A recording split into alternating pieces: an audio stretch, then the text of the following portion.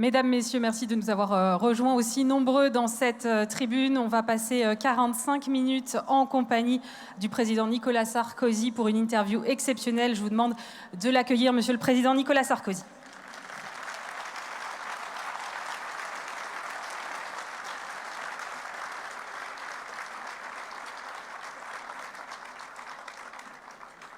Monsieur le Président.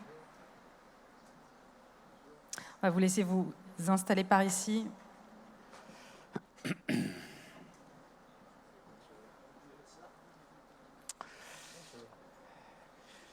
Monsieur le Président, peut-être, évidemment, là, je pense que l'ensemble de ceux qui sont là ont envie de vous entendre sur la situation internationale, sur la cohésion de la nation, etc. Mais peut-être, on est dans un endroit qui est quand même un endroit formidable, chargé d'histoire, d'enthousiasme, de passion. Peut-être avez-vous un mot avant qu'on démarre cet entretien sur voilà, cette ville, ce que cet endroit représente. Bon, d'abord, merci de m'avoir invité. Et c'est pour moi très émouvant d'être au stade Vélodrome. L'un des plus beaux stades, si ce n'est le plus beau. Et un endroit de passion. Ouais. Et peut-être ce qui manque le plus aujourd'hui, c'est la passion, l'engagement.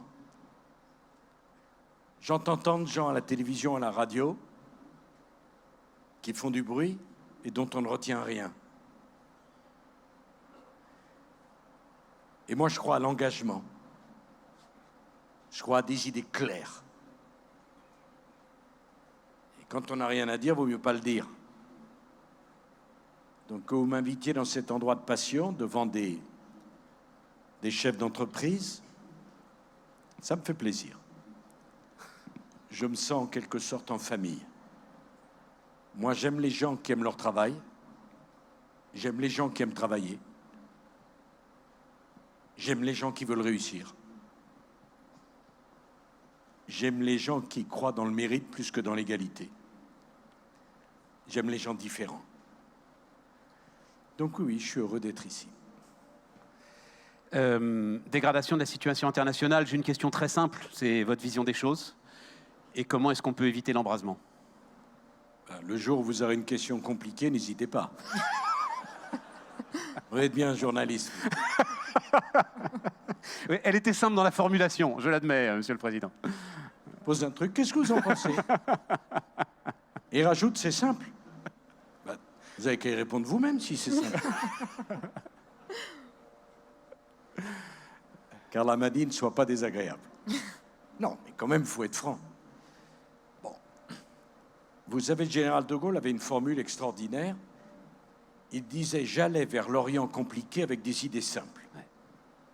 Donc essayons, dans ce torrent d'émotions, dans ces images qui ont choqué beaucoup de monde, à commencer par votre président, je veux dire le président Korchia, par dire les choses dans l'ordre. La première, c'est que ce qui s'est passé contre Israël est inacceptable. Rien ne peut le justifier. Ce qui s'est passé doit être condamné. Ce qui a été mis en œuvre, c'est une action terroriste au nom de l'islamisme dévoyé. C'est inacceptable.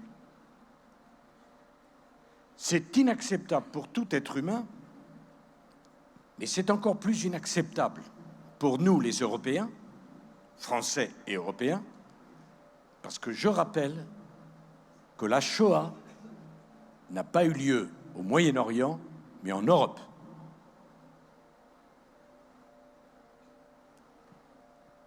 Et que les 5 millions de Juifs, les pogroms, les camps de la mort, c'était en Allemagne, ou par un régime nazi, dont l'identité est là. L'origine n'était pas moyen-orientale, elle était européenne. De ce drame absolu, est sorti l'existence d'Israël. Et pour nous, les Européens, et pour nous, les Français, juifs ou pas juifs, la question de l'existence et la sécurité d'Israël est non négociable. Parce que le XXe siècle n'a pas donné cette horreur pour que ça recommence d'une manière ou d'une autre. La deuxième chose, c'est qu'il y a un agresseur, qui est le Hamas, et une victime, des victimes, qui sont ces familles ravagées par la violence barbare,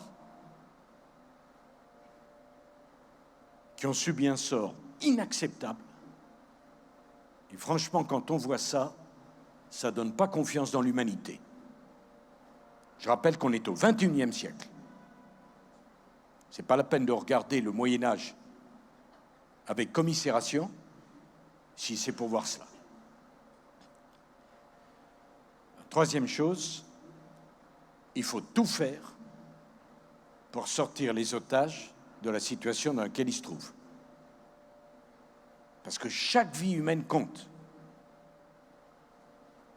Et je vous rappelle que la France s'était beaucoup battue pour que le soldat Shalit sorte vivant. Il est resté 5 ans en prison à Gaza. Et j'avais déclaré en tant que président de la République que Shalit était français puisqu'il avait la double nationalité et que si le Hamas touchait un Français, Shalit, c'est la France qui rentrait dans la bagarre.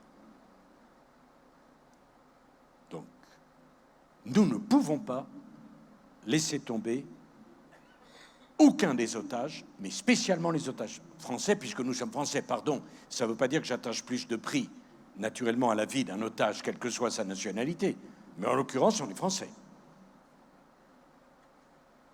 Et de la même façon qu'on est arrivé à sortir Shalit, il faut arriver. J'avais reçu son père, j'ai reçu Gilad aussi. C'est pas de la géopolitique, c'est de l'humanité. Enfin, je veux réaffirmer, comme je l'avais fait à propos de l'Ukraine et de la Russie, que la solution n'est jamais dans la violence qui répond à la violence, dans la vengeance qui répond à l'agression, ou dans l'escalade qui ne peut conduire qu'à davantage de drames. Et je voudrais redire que je crois dans une solution politique et qu'à un moment donné, quoi que vous le vouliez, quoi que vous pensiez aujourd'hui dans l'émotion, il faudra recommencer à parler. Et je voudrais vous faire réfléchir à une chose. Ce qu'ont fait, ce qu'ont été capables de faire les Français, les Allemands, après tant de drames, parce qu'entre Louis XIV et 1945, on a été en guerre quasiment tous les 30 ans. On parle des 2 conflits mondiaux, on oublie celui de 1870, qui était aussi un conflit mondial. Des génies, vous m'entendez, des génies ont imposé la réconciliation franco-allemande. Moi, j'ai été élevé par mon grand-père que j'adorais. Et je sais comment on appelait les Allemands chez moi. C'était pas flatteur. Mais quand ils ont fait la réconciliation, mon grand-père l'a accepté. Et depuis 1945, on est en paix. Ce qu'on a été capable de faire, il faudra le faire. Il faudra que les Ukrainiens et les Russes se parlent, et il faudra que les Palestiniens et les Israéliens se parlent. Je sais que dire cela aujourd'hui, ça peut choquer. C'est la seule voie raisonnable. Et quand j'entends dire que la politique des 2 États, je veux dire l'État juif et l'État palestinien, c'est fini, je me dis, est-ce que ceux qui disent ça réfléchissent? Est-ce qu'ils réfléchissent? Si vous vous mettez au bord de la Lune et que vous regardez l'histoire, Les Juifs et les Arabes ont vécu ensemble pendant des siècles et des siècles. Il faudra bien trouver une solution politique. Et tout n'est pas dans la vengeance et dans la revanche. Même si il y a un agresseur, le Hamas, une victime, Israël. Même si le Hamas, c'est une organisation terroriste, il faudra bien que Israël et les Palestiniens trouvent un chemin pour vivre à côté, ensemble. Et moi, je crois à la diversité du Moyen-Orient. Et je ne me résous pas à cette pureté ethnique qui n'est pas pure et qui est folle, où les sunnites et les chiites ne peuvent plus supporter, où les chrétiens sont pourchassés et où des insensés voudraient rayer de la carte Israël, ce que nous ne pouvons accepter.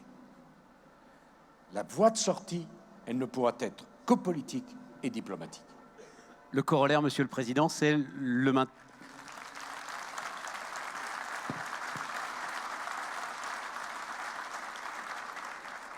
Le corollaire, c'est le maintien de l'unité nationale, ici, dans notre pays. Le Président de la République a exprimé son inquiétude à ce sujet. Est-ce que vous partagez cette inquiétude? Oui, enfin, d'abord, ce que j'ai dit ne veut pas dire que je mets sur le même plan l'agresseur et l'agressé. Hein. Je crois qu'on l'a bien compris. Oui, c'était assez clair. Oui, c'était votre question, c'est ma réponse. Oui. Non. Alors, je me méfie toujours un peu des grands mots. Vous savez, quand votre fille ou votre fils ne réussit pas à l'école, le prof convoque la famille et commence toujours comme ça. Votre fille est super intelligente. Bon, vous me dites quel est le problème. Parce que s'il n'y a pas de problème, on dit il est premier. En général, on ne va pas vous voir. Qu'est-ce que ça veut dire l'unité? Si c'est un grand mot derrière lequel on ne met rien, d'abord, pour moi, ce qui est important, c'est est-ce qu'on est d'accord sur ce qu'est l'identité nationale culturelle française. On a une histoire, on a des valeurs. Et il faut respecter cette histoire, ces valeurs et cette identité. On est un vieux pays qui vient de loin, qui a des racines judéo-chrétiennes. Dire ça, ce n'est exclure personne, c'est rappeler des choses. Et si on vient ici, c'est d'abord pour épouser, vous voyez le mot épouser, pour aimer et pour respecter ce que des siècles de tradition, de culture et d'identité ont réussi à faire de la France. Si on n'aime pas cette identité, il n'y a pas de problème. On peut choisir un autre pays. Je pense que c'est d'abord ça la question. Ici, on est attaché à la laïcité. Ici, on est attaché à un certain nombre de valeurs comme l'égalité des droits entre la femme et l'homme. Donc, moi, je veux bien l'unité, mais l'unité autour de quoi? Il y a une histoire française, il y a une civilisation européenne, il y a une culture française. Je préfère qu'on aime d'abord cette culture et qu'après, qu'on parle d'unité. Après, on me dit, est-ce que... Non, mais ce que vous dites, Monsieur le Président, c'est qu'employer ces grands mots, il y en a d'autres, hein, que je ne vais pas citer parce que ça... Je ne veux surtout pas vous mettre en porte-à-faux et vous amener dans le torrent de l'actualité vraiment absolument immédiate, mais employer ces grands mots, c'est en fait s'éviter de dire ce que vous venez de dire. Non, le président de la République est parfaitement dans son rôle à appeler à l'unité. Qu'est-ce que vous voulez? Il ne peut pas appeler à la division. Oui, mais il dit aussi faire nation, vous voyez, par exemple, autre grand mot. Bon. Bah, faire nation, ça veut dire aimer l'histoire de son pays, enseigner l'histoire de ce pays, partager les valeurs de ce pays et honorer la mémoire de nos parents, de nos grands-parents et de ceux qui ont précédé, qui fait qu'aujourd'hui, nous sommes libres et nous ne sommes pas un pays comme les autres. Donc ça veut dire que peut-être on a sous-estimé l'importance du mot assimilation et beaucoup parlé du mot immigration. Le problème ne vient pas tant de l'immigration que d'une immigration qui refuserait l'assimilation. Monsieur le Président. Et pour être unis, il faut savoir autour de quoi. Sinon, c'est un mot. Ouais. Non, Monsieur le Président, on est face à un parterre de chefs d'entreprise. Ils se demandent tous, je crois, quel rôle, eux, à leur échelle, ils peuvent jouer dans la défense des valeurs dont vous parlez, dans cette assimilation dont vous parlez, dans cette unité nationale dont parle le président Macron. Alors là aussi, je vais vous dire mon opinion. Je me méfie toujours des grands mots sur l'entreprise civique, sur le rôle de l'entreprise. Écoutez, c'est le rôle de l'entreprise. C'est d'arriver à gagner plus d'argent qu'elle n'en dépense, à créer des emplois, à permettre de faire qu'on soit au travail dans des conditions dignes et à chercher à prospérer. Déjà, une entreprise qui gagne de l'argent, elle fait bien son boulot. Parce que moi, je me souviens d'un certain nombre de grandes entreprises, je ne voudrais pas citer de nom, mais par exemple, celle qui était dans les produits laitiers. Une grande entreprise. J'avais rencontré son ancien dirigeant, j'ai l'impression de rencontrer un dirigeant d'ONG. J'ai dit, calmez-vous, mon cher ami, vous vendez des yaourts? Bon. Que chacun fasse son travail. Et le travail d'un chef d'entreprise, ce n'est pas un travail facile. C'est de conduire une communauté de femmes et d'hommes autour d'un projet économique pour donner du travail, pour faire des bénéfices, pour gagner de l'argent et pour monter dans la hiérarchie de la société en espérant que nos enfants auront une place meilleure que celle que nous avons ou qu'avaient nos parents. Si déjà vous faites ça, vous faites un boulot formidable. Arrêtons de demander à l'entreprise de faire tout, le contraire de tout, parce que pour moi, une bonne entreprise, c'est une entreprise qui va développer de la croissance, gagner de l'argent, créer des emplois. Et j'ai eu la chance de rencontrer le président du MEDEF, le président Martin. J'ai bien aimé notre rendez-vous, Monsieur le Président, j'ai compris tout ce que vous m'avez dit. Et parfois, il y a des gens que je reçois, je ne comprends pas ce qu'ils disent. C'est pas bon signe pour eux. Bon. Et pour moi, c'est ça. Et une organisation comme le MEDEF, c'est ce que je lui ai dit, doit défendre l'amour du travail, la possibilité de faire des bénéfices, la possibilité de se développer. C'est ça qui fait la différence des chefs d'entreprise. Qu'est-ce que c'est qu'un chef d'entreprise? C'est quelqu'un qui travaille plus que les autres, qui prend plus de risques que les autres, qui aime plus que les autres ce qu'il fait. Moi, je crois à la verticalité de la société. Je ne crois pas que la société est horizontale, verticale. Un jour, j'ai été invité d'une émission de télévision. Je ne me souviens même plus comment ça s'appelait, mais enfin, c'était pas terrible. Et alors, il y avait une jeune femme, très élégante, très bien. Bon. Parce que maintenant, Miss Météo devient journaliste. Bon. Vous n'êtes pas tendre avec les médias dans votre livre, si je puis me permettre. Bon, je pense qu'il ne le mérite pas. Bon. On a quand même le droit de dire ce qu'on pense. Tout à fait. Bon. Sinon, ce n'est pas la peine de vous inviter. Et alors, la dame me dit, mais vous êtes l'ancien modèle. Oui. C'était pas très aimable, mais bon. Non. Elle peut le penser. Je préfère être un ancien modèle en forme que parfois des nouveaux modèles. Pas terrible. Vous n'avez pas compris qu'avec les réseaux, la société est horizontale? Non, madame. Et je pose la question à l'animateur, d'après vous, l'émission sans vous, c'est la même? Elle me dit, ah non. Ben, vous êtes pour la verticalité, mon vieux. Il n'y a pas un groupe humain qui peut fonctionner sans verticalité, sans un leader, sans un patron, sans un animateur, sans quelqu'un qui conduit les autres, sans quelqu'un qui entraîne les autres, sans quelqu'un qui prend des risques. Et c'est bien le problème d'aujourd'hui. Plus personne ne veut prendre de risques. Monsieur le Président. Et c'est ça la spécificité des chefs d'entreprise. Et c'est ça que vous devez expliquer. Juste, je voudrais terminer.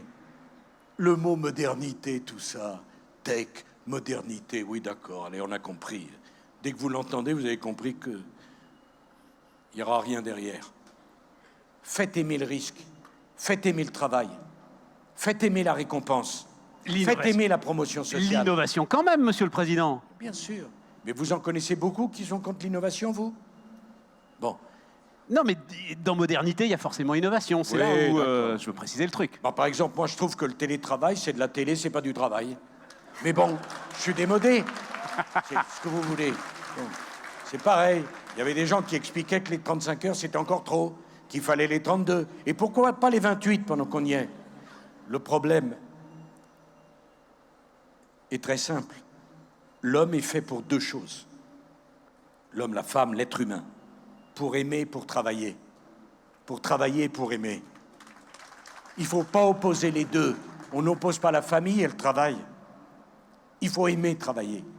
Ce qui fait la grandeur de l'humanité, c'est que nos vies durent le temps d'un timbre-poste. Et pourtant, tous les matins, il y a des gens comme vous qui se lèvent et qui veulent bâtir, qui veulent construire, qui voient grand. C'est ça le message qui doit être le vôtre. Et il ne faut pas le pervertir. Bien sûr, la modernité, bien sûr, la technologie. Mais dans la technologie, il y a une femme, un homme qui crée, qui a envie de progresser, qui a envie de réussir et qui le fait par le travail. C'est ça la base. Et tout ce qui détruit l'idée du travail détruit la société. Il n'y a pas d'un côté, quelle est votre vie de famille quand vous n'avez pas de boulot?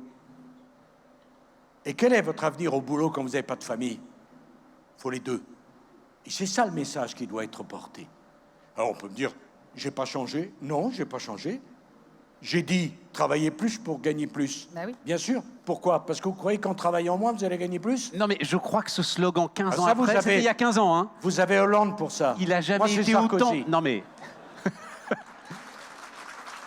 Il fallait quand même que je le place. Ah, mais... On avait prévu. Le pauvre, plus personne n'en parle. Mais tout le monde en parle, Monsieur le Président. En fait, j'ai l'impression que ce travailler plus pour gagner plus n'a jamais été autant d'actualité. Ben oui, mais qu'est-ce que vous voulez? On vient de faire une conférence sociale, là, à se gratter la tête pour savoir comment gagner plus. Oui. Et on n'a C'est pas trouvé très mieux simple, de travailler vous, plus. vous travaillez plus. Et oui, voilà.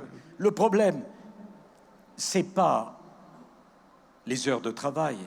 Le problème, c'est l'intérêt de son travail, la récompense de son travail, l'idée qu'on se fait de son travail. Je connais des tas de salariés ou des tas de chefs d'entreprise qui aiment passionnément leur travail. C'est jamais le travail qui fatigue, c'est les ennuis qui fatiguent. Le travail, ça épanouit. Bon, eh bien, c'est ça qu'il faut expliquer à nos enfants. Il n'y a pas besoin de se prendre la tête sur des grands raisonnements. Hein. Et c'est pour ça qu'on est devenu la France. Sans travail, il n'y a rien. Sans amour non plus. Mais c'est les deux. Et je pense, si vous me permettez cette expression pas très laïque, que parfois il faut remettre l'église au centre du village. Monsieur le Et que Président. les idées les plus simples sont parfois celles qui sont les plus nécessaires. Monsieur le Président, comment on fait alors pour remettre l'église au centre du village, pour reprendre vos mots? Parce qu'on entend beaucoup, grande démission, désaffection pour le travail, notamment sur les jeunes générations. Vous savez, je vais peut-être vous choquer, mais je le dis dans mon livre. Moi. J'aime ce qui est juste. C'est pour ça que je n'aime pas vraiment l'égalité. Je m'explique. Dans une même famille, vous avez plusieurs enfants. La justice, c'est de donner à chacun de vos enfants le temps dont il a besoin. Et ils n'ont pas besoin tous du même temps. C'est pas de faire un petit paquet pour chacun en divisant votre nombre d'heures disponibles à égalité. J'aime la différence, moi. On n'a pas tous la même énergie. On n'a pas tous le même talent. On n'a pas tous le même potentiel de santé. On n'a pas tous la même façon de voir les choses. Ce qui compte, c'est que chacun puisse vivre sa vie. Mais que celui qui veut aller plus loin, plus fort, qu'on le laisse aller plus loin et plus fort. J'ai vu qu'il y avait des grands débats sur tel ou tel chef d'entreprise qui était riche. Ben, il ne manquerait plus qu'il soit pauvre. Vous savez, c'était la différence de la présidentielle de 2012. Là, l'autre monsieur voulait moins de riches, moi je voulais moins de pauvres. C'est pas la même chose. Je veux qu'on puisse dire à chaque jeune, si tu te donnes du mal, si tu mets tes tripes sur la table, si tu travailles dur, tu pourras réussir, sans limite. Si tu veux une vie plus tranquille, pas de problème. Personne ne te jugera. Mais on ne peut pas traiter de la même façon Celui qui est dans l'entreprise est toujours volontaire pour prendre une tâche de plus, et celui qui est jamais volontaire pour prendre une tâche de plus. Ça, c'est pas juste. Et c'est bien un problème français. Le nivellement. Écoutez, on est le pays où il y a le plus d'impôts, le plus de redistribution, et il y a le plus grand sentiment d'injustice. Il y a peut-être quelque chose qui ne va pas. Et des tas de gens qui pensent que celui qui travaille dur, il n'y en a pas assez qui restent à la fin du mois, et que celui qui ne travaille pas, il y en a encore trop qui restent à la fin du mois. Voilà ce que je pense. Je n'ai pas changé. C'est mon idée. Et je pense que c'est des idées que partagent une immense majorité de Français. Vous êtes... on est dans un... Non, je reconnais ce que je dis est extrêmement technique. Mais moi, pour se faire comprendre, il faut déjà comprendre ce qu'on dit. Moi, c'est ma vie, ça. J'étais pas programmé pour devenir président de la République. J'étais pas connu. J'ai pas fait les grandes écoles. J'avais aucun réseau. Parce que dans l'immeuble où on habitait avec ma mère, être moins connu que nous l'étions, c'est impossible. Même dans notre immeuble, personne ne nous connaissait. Bon. Ben, tout le monde n'est pas président de la République. Ben, peut-être qu'à un moment donné, on mérite les choses qu'on a. Et on ne peut pas toujours dire c'est la faute du voisin, c'est la faute de mes parents ou c'est la faute de l'autre. Il y a un moment donné, il faut se prendre en main. Et décider, on se lève, et puis on va construire notre vie. Et moi, ce que je veux, c'est un pays où chaque jeune, quelle que soit sa couleur de peau, quelle que soit son origine, quelle que soit l'origine de ses parents, puisse vivre cela. Ça, c'est la justice. Et juste, c'est pas donner à tout le monde la même chose. Parce que si vous donnez à tout le monde la même chose, vous êtes injuste. Parce qu'il y en a qui travaillent plus que d'autres, il y en a qui prennent plus de risques que d'autres, et il y en a qui ont plus de talent que d'autres. Hein? Vous savez, donnez-moi les pinceaux de Van Gogh, les toiles de Van Gogh, les tubes de peinture de Van Gogh, je ne suis pas sûr que je ferai le même résultat. Ça s'appelle la verticalité. Dans votre livre, puisqu'on est ici invité du MEDEF, vous êtes quand même assez dur envers les partenaires sociaux. Alors, votre livre raconte une époque de tempête qui n'est pas celle d'aujourd'hui, mais néanmoins, on croit sentir, hein, Aurélie, que vous jugez les partenaires sociaux, en tout cas de l'époque, comme un frein à la réforme. Est-ce qu'ils le sont encore aujourd'hui? Non, et d'abord, c'est fantastique. Mon interlocuteur, vous êtes très sympathique. Mais il ne faut pas se fier à votre sourire, vous. Vous dites, vous êtes dur. Ah bon? Vous écrivez... Si on fait un livre, c'est pour dire quelque chose. Si vous pensez que dire quelque chose, c'est dur... Non, mais vous écrivez, François on peut Chirac citer les pratique phrases, hein, parce un que nous, on double l'a lu, le livre. langage, Laurence Parisot est omnubilée par son image, c'est quand même pas très sympathique. Mais c'est vrai, surtout. Ça vous engage. Non, mais la question n'est pas de savoir si... Enfin, vous ne faites pas un livre pour être sympathique. Vous faites un livre... J'ai voulu prendre le lecteur par la main pour lui expliquer comment ça se passait dans la cabine de commande, pourquoi j'avais pris telle ou telle décision et ce que je pensais.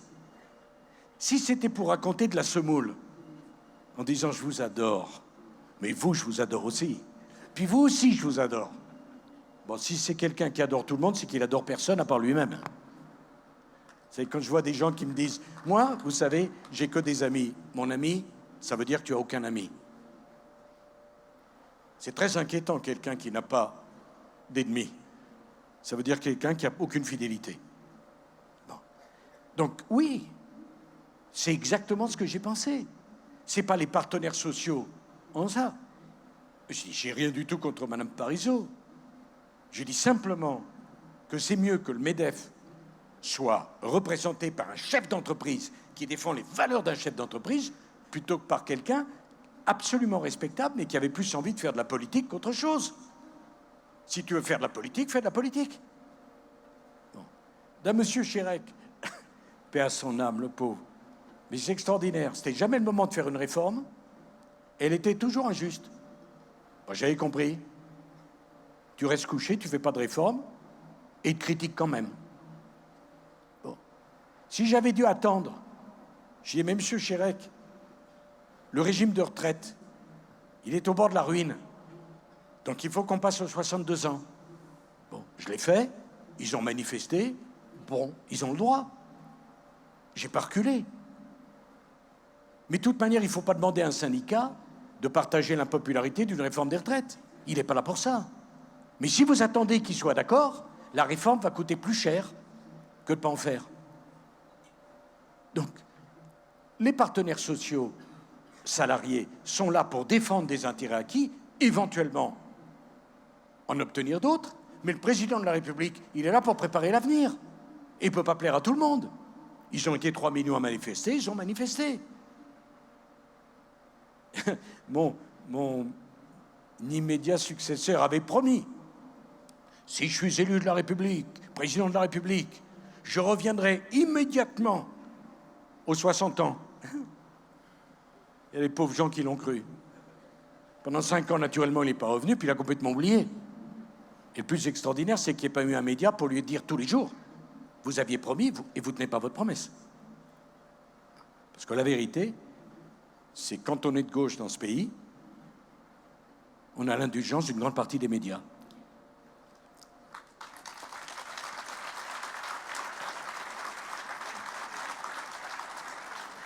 Monsieur le Président, cela dit, sur la réforme des retraites, vous avez effectivement connu les manifestations. On vient de vivre à peu près la même séquence il n'y a pas très longtemps. Est-ce qu'il n'est pas temps de changer de méthode pour qu'on évite ces psychodrames tous les 5 ans?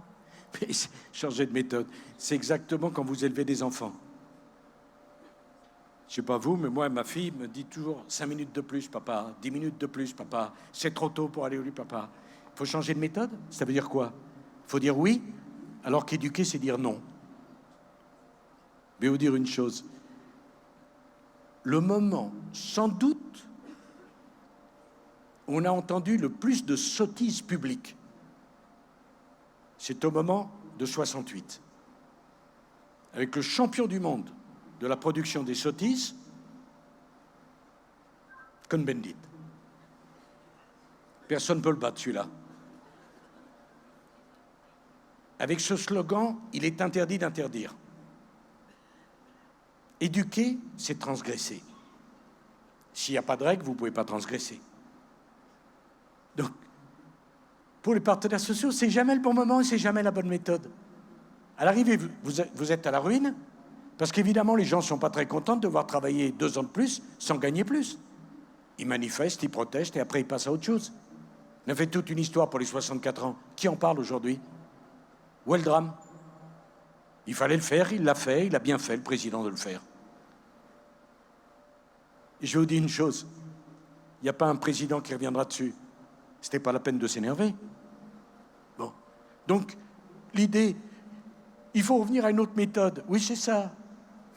Mais vous croyez que vous, qu'être au pouvoir, c'est dire oui toute la journée? Non, il ne s'agit pas de ça. Ben si, c'est ça. Parce que quand on dit non, les gens ne sont pas contents. Mais parfois, c'est un devoir de dire non. Dans sa famille, à ses enfants, dans son entreprise et dans son pays. C'est ce qui fait toute la différence. Ouais, c'est ça. Si vous croyez que c'est facile, ça ne l'est pas. Mais le travail, c'est d'abord de dire non et de prendre sur ses épaules la part de responsabilité qui est la vôtre. Alors, c'est jamais assez moderne, c'est jamais la bonne méthode, c'est jamais le bon moment, il faut toujours attendre, il faut toujours discuter. Ça, pour la coutume et la discussion, on est les champions du monde. Mais à un moment, il faut bien que quelqu'un prenne des décisions. Et le président Macron a eu raison de prendre cette décision. Et personne ne reviendra dessus. Et moi, quand j'ai fait les 62 ans, M. Thibault, qui était à l'époque le patron de la CGT, m'a fait la tête. Il m'a fait une grande punition. Il n'est même pas venu aux vœux que je faisais comme président de la République. Je l'ai appelé. Mais je lui ai dit, c'est pas bien poli, ça. Ah, je peux pas, parce que avec ce que vous avez fait, qu'est-ce que j'ai fait? Bah, les 62 ans. Ben, venez pas, mon gars. Ça fera plus de petits fours pour les autres.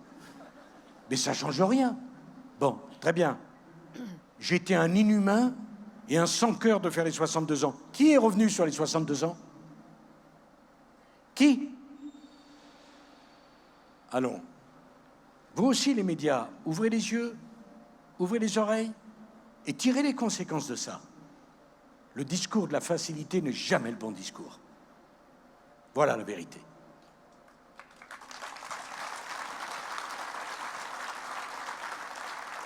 Transformation, oui, il nous reste 10 minutes. C'est un autre Ouais, tout ça n'est pas sûr. C'est un autre aspect important de votre livre, Monsieur le Président, autour de la transformation de la scène politique, qui a besoin, dites-vous, de se régénérer par des débats nouveaux, libres, respectueux, débarrassés du politiquement correct. Je voudrais qu'on parle de ça aussi. Écoutez, je ne sais pas si vous vous souvenez, j'avais fait un discours à Grenoble, où je disais des choses simples. Si vous n'êtes pas content d'être en France, partez. Si vous respectez les lois, vous expulse. Et c'est pas parce que vous êtes Rome que vous avez le droit de faire des campements illégaux, vous branchez sur les réseaux d'électricité et d'eau sans payer. Mais vous vous souvenez de Charivari? Mais vous vous souvenez qu'on m'a cloué au pilori certains de vos confrères, un hebdomadaire, avait fait la une avec ma figure, barré du titre « Le voyou de la République ». Le voyou de la République. Et maintenant, les mêmes expliquent qu'on a peut-être été un peu faible, on aurait dû aller un peu plus loin. Mais c'est ça le politiquement correct. Le politiquement correct, c'est de la lâcheté. C'est la volonté de plaire à tout le monde, avec le risque certain de mécontenter tout le monde. Et c'est vrai que je n'accepte pas qu'on ne puisse pas débattre. Quand j'ai posé la question, en même temps que mon livre, est-ce que l'entrée de l'Ukraine dans l'Europe, ça favorise la paix ou pas? Est-ce que l'entrée de l'Ukraine dans l'OTAN, ça favorise la paix ou pas? Tout le monde m'est tombé dessus. Je devenais le suppôt de Poutine. Mais c'est une question qui se pose. Les pays ne changent pas d'adresse. Il va bien falloir qu'on trouve un accord avec les Russes. On ne peut pas continuer à agrandir sans fin l'Europe pour avoir un ensemble qui déjà n'existe plus. Nos intérêts, je crois à l'Alliance Atlantique, mais nos intérêts ne sont pas toujours alliés sur ceux des Américains. Je crois à une Europe indépendante. Et on n'a pas à suivre les instructions des autres. Je veux pouvoir porter ces débats sans qu'on se fasse insulter. On a quand même le droit. C'est quand même pas interdit. La démocratie, mesdames et messieurs, mes chers amis, c'est pas simplement le vote. C'est avant le vote la capacité de débattre. Vous pouvez dire que vous voulez la maîtrise de l'immigration sans être qualifié de raciste ou de sans cœur. C'est insupportable. Vous pouvez dire que vous vous posez des questions sur le conflit ukraino-russe sans être un suppôt de Vladimir Poutine. C'est insupportable. Et vous pouvez dire que vous êtes pour la baisse des prélèvements sans être un sans-cœur qui croit qu'aux riches et qui veut exploiter les pauvres. C'est insupportable de ne pas pouvoir dire ce qu'on pense. Et c'est ça qui fait la mort de nos démocraties, qui sont en train de devenir un système où tout le monde a le pouvoir de dire non et où personne n'a la force de dire oui. La démocratie, pour moi, c'est pas l'impuissance, c'est prendre des décisions fortes, les assumer. Et c'est vrai, les médias ont un grand rôle là-dedans. Mais vous pensez qu'elles sont fragilisées aujourd'hui, ces démocraties? Eh ben, si je ne le pensais pas, alors qu'est-ce qu'il vous faut? Bien plus que ça. Aujourd'hui, l'Occident, c'est moins de 800 millions de personnes, si vous prenez les États-Unis et l'Europe. L'Asie, c'est 4 milliards de personnes. C'est la démographie qui fait l'histoire. Ce n'est pas l'histoire qui fait la démographie. Donc nous sommes devenus minoritaires. À l'époque de Louis XVI, la France avait 22 millions d'habitants, la Grande-Bretagne 18, les États-Unis 2. Le monde se passait chez nous. C'est fini. Nous dominions le monde, nous sommes en train d'être dominés. L'axe du monde, l'axe, est en train de muter ouest-est. Si on ne voit pas ça, je ne sais pas ce qu'il vous faut. J'ajoute que rien ne me paraît plus important que de revoir le système multilatéral qui ne fonctionne plus. Quand je suis né, il n'y a quand même pas si longtemps. Merci. T'es un peu poussif, mais merci quand même. Quand je suis né, il y avait 2,5 milliards d'habitants. En l'espace d'une vie, la population mondiale a été multipliée par 3. Nous sommes 7,5 milliards. Dans 30 ans, l'Europe aura 430 ou 430 millions d'habitants. L'Afrique sera passée de 1,2 milliard à 2,5 milliards. Dans 30 ans, le Nigeria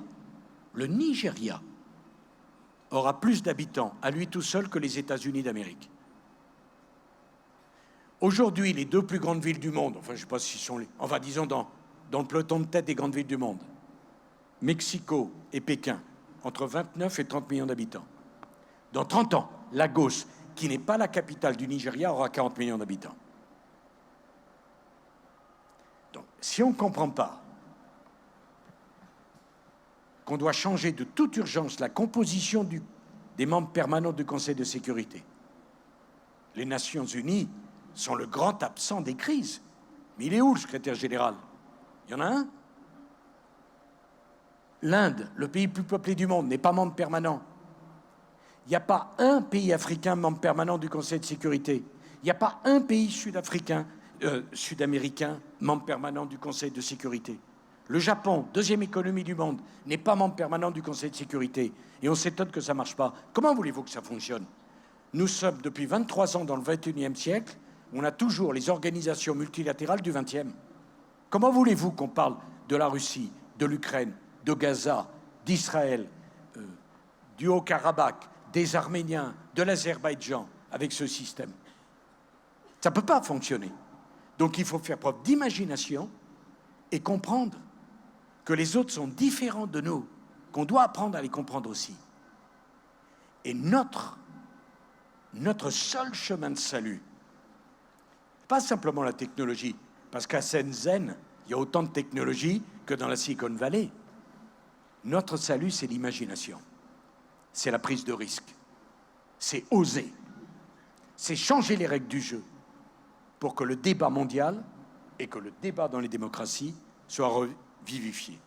Il y a pour moi rien de plus important. C'est pas assez valorisé aujourd'hui, la prise de risque. En conclusion. En conclusion, c'est pas assez valorisé aujourd'hui, la prise de risque en France? Ah, si la prise de risque est assez valorisée, c'est une plaisanterie. Bon. Vous savez, dans ma vie, j'ai beaucoup plus échoué que réussi. Mais c'est parce que j'ai eu des grands échecs que j'ai pu avoir quelques grands succès. Quand je revois tout ça, j'ai complètement oublié les soirs de succès. Par exemple, je dois faire un effort énorme pour repenser à ma descente des Champs-Élysées en mai 2007. Il y avait des centaines de milliers de personnes. On t'aime, Sarko. Il faisait beau. Oui, parce qu'avec moi, il faisait beau.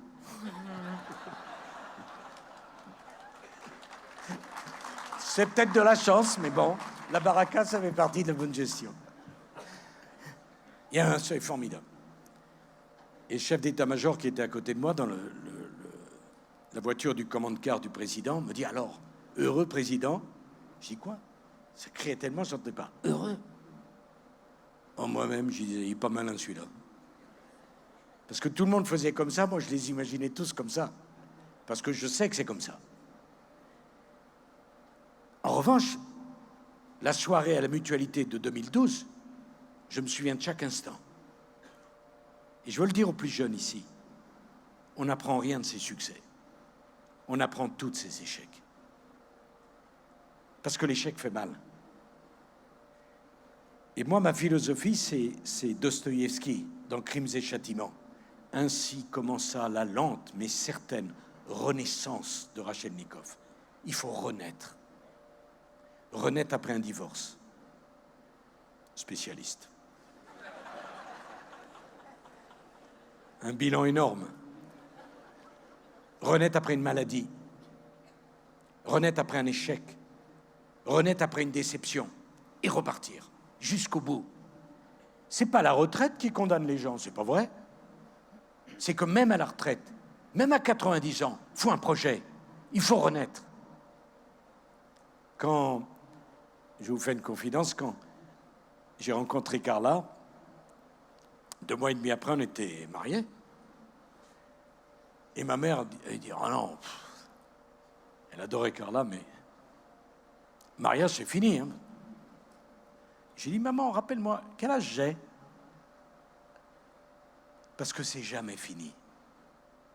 L'amour, les projets.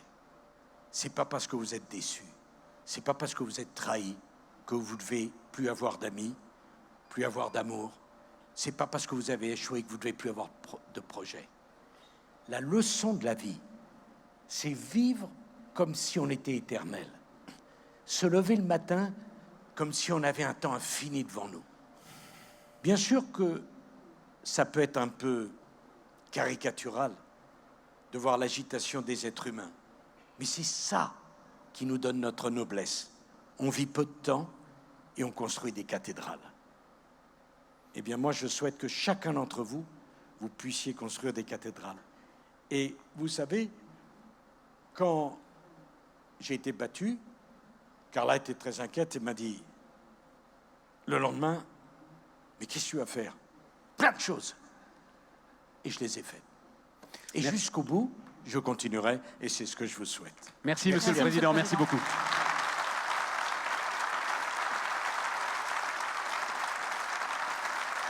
Et j'en profite